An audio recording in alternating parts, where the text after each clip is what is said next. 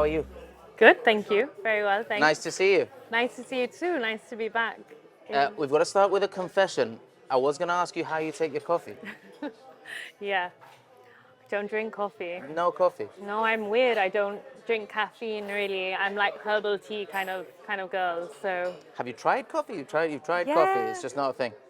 yeah. I was kind of for a long time. I didn't even have hot drinks. Like I wouldn't have any sort of hot drink, not even a hot chocolate.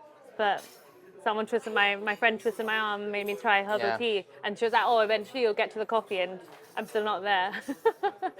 You're back in Jib Yeah. for the literary festival. Yeah, really glad to have been asked to speak at the Literary Festival. It was, yeah, an amazing experience to be part of.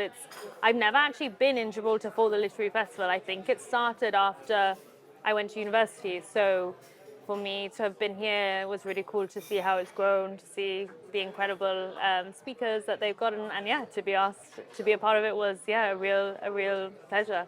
A bit surreal as well because I know Yeah. you're a big fan of books. You're a writer, obviously, but to actually be, you know, speaking about a book now, a real physical book, like Yeah, really strange. I think as well as a writer, obviously I've been a journalist for many years, and that's quite different and to a book. And no one really ever asks you about your process when you're talking about like an article you've written, whereas, or they rarely do, I guess.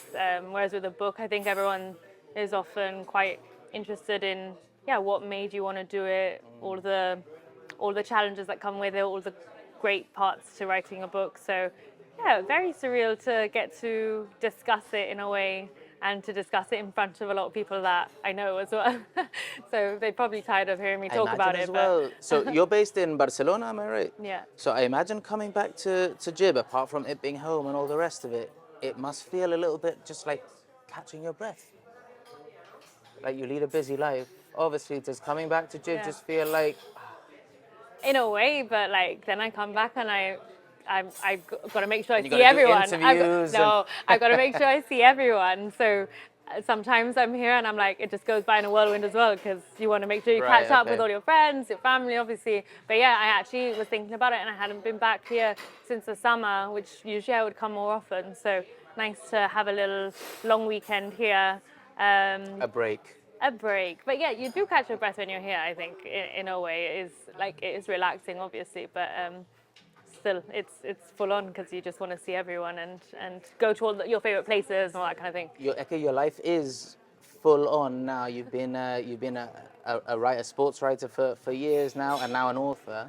I'm just interested to know in what the difference is in writing from writing articles to writing now a book. I imagine more license in a book. What are the challenges? How does it compare? Yeah, I don't know how full on my life is, Rob. If you saw my day to day, I'm quite chill. but but yeah, I think writing a book was really it should be more, I think, relaxed than it was. I did it. I was thinking about it, and it was this time last year when I was kind of submitting my first draft. So I kind of spent 3 months from August to the beginning of November writing the book last year. I would advise to have more time to write a book if anyone is looking to do it, because 3 months Okay. is quite quick. Bit of a cram. A bit of a cram. I think the good thing was I was writing about, in terms of your question, the similarities between like being a journalist and writing a book was I was writing about a subject I knew well, I guess. I was Yes. writing about tennis, which I spend a lot of my career kind of writing about and traveling for. So I had the foundations of a lot of what I wanted to say and write in the book. But a lot of, for me, my work, a lot of the joy of writing is in storytelling and speaking to people about their stories. So speaking to either the players themselves or the people around the players, the people inside their kind of circle who have coached them, who have mentored them, to understand more about them and more about the challenges and the highs and lows that they've gone through. Yeah. So that was, I guess, the big challenge with the book, making sure I spoke to as many people as possible, so I felt like I was doing justice to each player that I profiled in the book Yes. stories. So I think that was the big challenge. I don't know if that answers your question, Yeah, but well, it was it does, different. it because does. it was different. It does, yeah. Different in that sense, Just but a lot because more licensed. So when you're writing for example, in your case, the Telegraph, one thing you can't do is really geek out and go into like great depth in this sport that you love. Whereas in the book, we were just flicking through it earlier. There's a section on Arina Sabalenka's serve and how a slight change. We won't go into the details of it, Yeah. but that's an example in how you Yeah. can really kind of like get dig in. Yeah, I think that was the really satisfying part of it, because as a journalist, I think a lot of people often say this, you're trying to become an expert in something momentarily and then you move on to another small subject which you become an expert in the next week.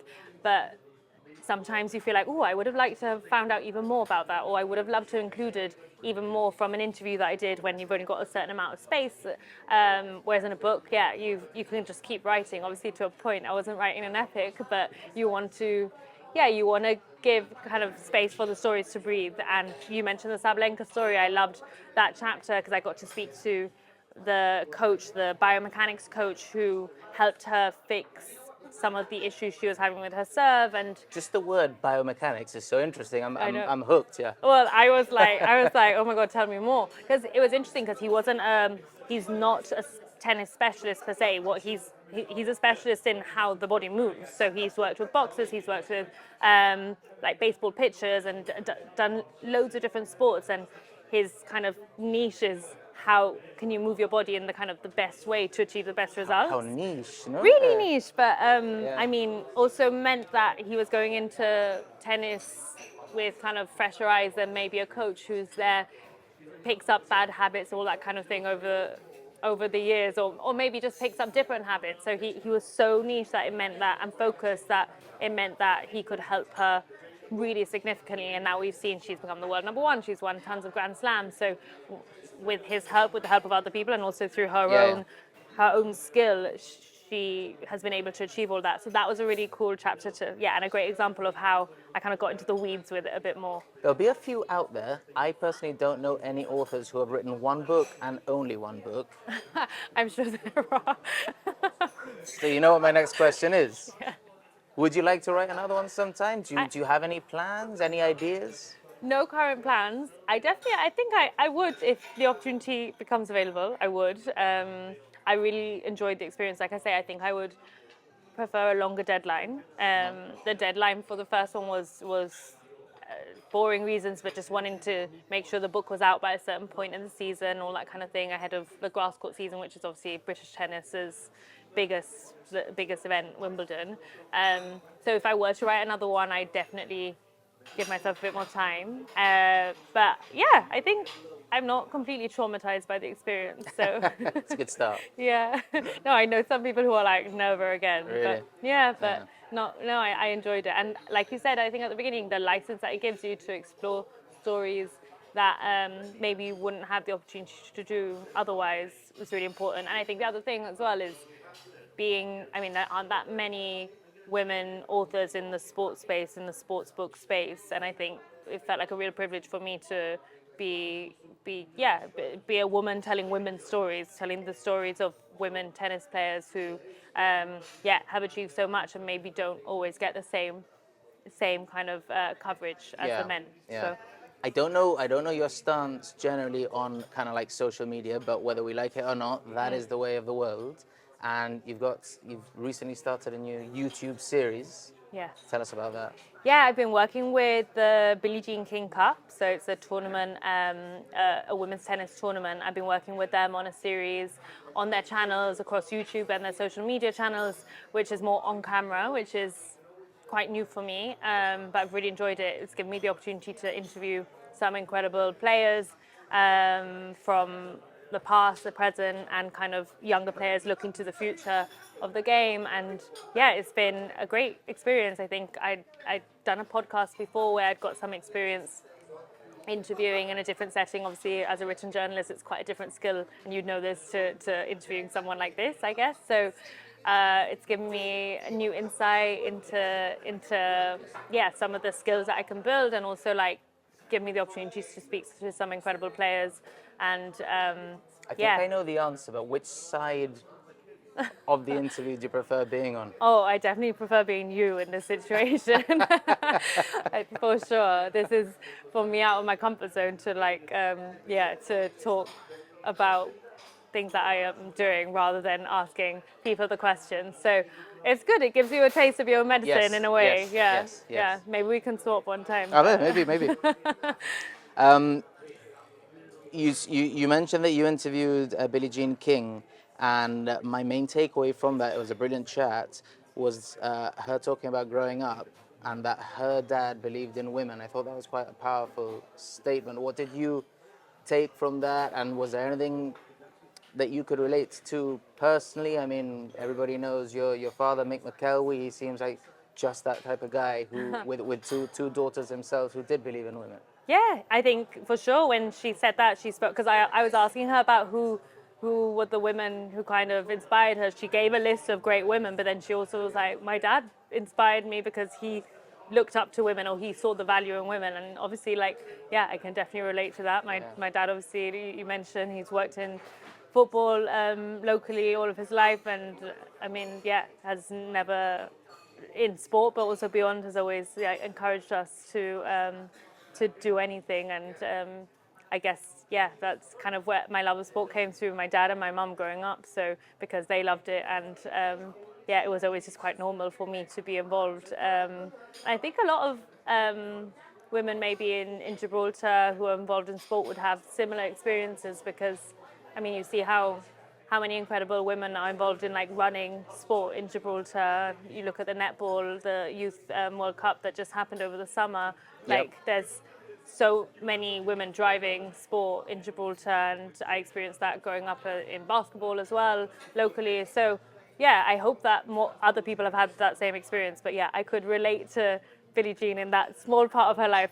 I mean, she did extraordinary things that I could never even think of. But yeah, she definitely had a similar role model in her father, I guess, growing up. And just lastly, what advice would you have to any young girls in sports, whether that's playing, coaching, writing? Just go for it. I think sport is such a powerful tool for young women and girls to learn so much through, obviously for boys as well, but it's not always been a space for girls in the same way as for boys. But I think that's changing. But one thing that we do know, I think there's plenty of research that has proven that I'm pretty sure that most women who become CEOs of any company have played sport growing up, have been part of a team or played some Really? sort of sport. Yeah, Interesting. there's research that shows that, and I think that doesn't surprise me, because I think being part of a team or even in individual sport, the skills you learn as a child, as a girl and as a boy, but the skills you learn are confidence about how to work together, how to Transcend sports. yeah, how to Really. deal with failure, how to deal with difficulties, injuries, things like that. And I think there's so much that can be gained from it, and not just through playing it, but like